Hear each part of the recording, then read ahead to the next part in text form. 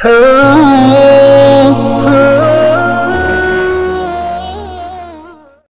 अलैकुम वरहमतुल्लाहि वबरकातुहू।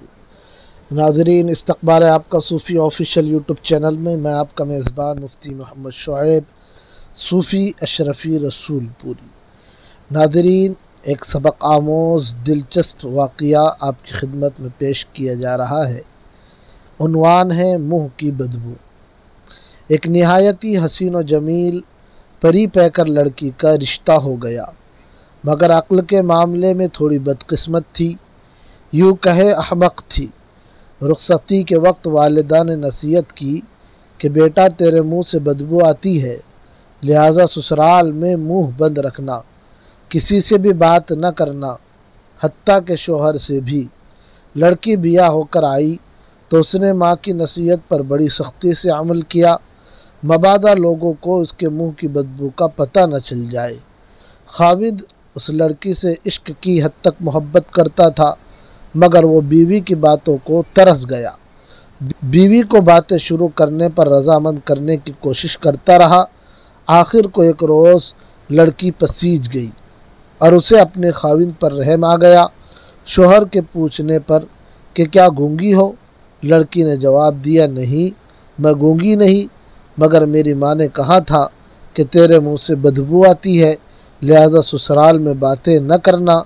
शोहर ने कहा, तेरी वालिदा को यकीनन मुगालता हुआ है, इतने रोज़ हो गए हैं तुझे मेरे घर आए हुए, आज तक तेरे मुंह से बदबू नहीं आई, बल्कि तेरे लब तो मेरे लिए शहद का प्याला है।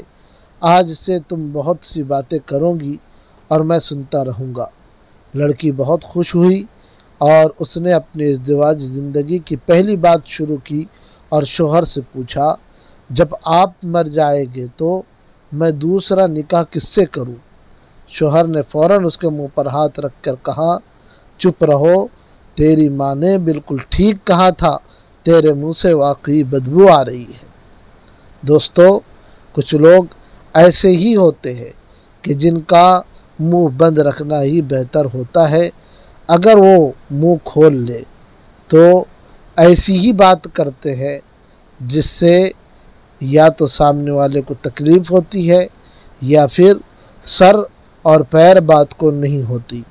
हज़रत इमाम मोहम्मद रहमतुल्लाह अलैह का गालिबन वाक़या है। एक शागिर्द उनके सामने बैठा करता था। दर्स के दौरान सारे शागिर्द सवाल किया करते थे और ये खामोश रहता।